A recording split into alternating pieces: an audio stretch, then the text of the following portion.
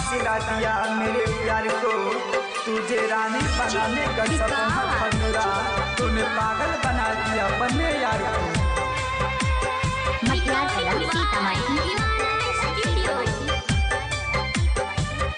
दे दे जान हमके दर्द के दवाई रे, दिल के दर्द जानू कैसे सहाई रे।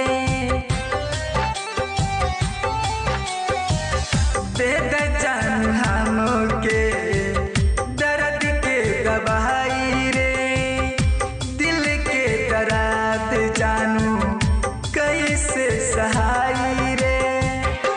कि तोहरा मीठी मीठी बोलिया याद आवे जानू रे, कि तोहरा मीठी मीठी बोलिया याद आवे जानू रे।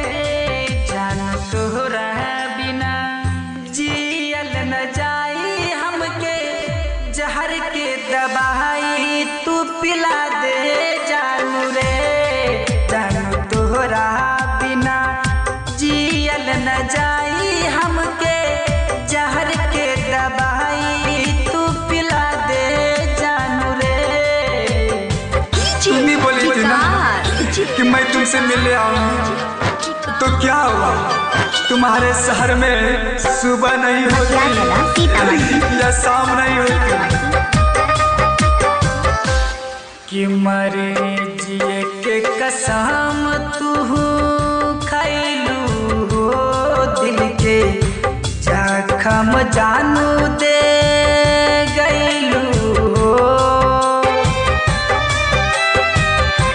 कि मरे जिए के कसम तू खैलू हो, दिल के जखम जानू दे गैलू हो।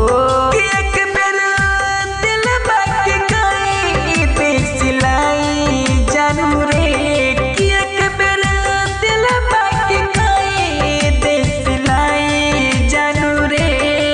हम तोहरा बिना जिया न जाई हमके, दे दा मौत के दवाई जानू रे।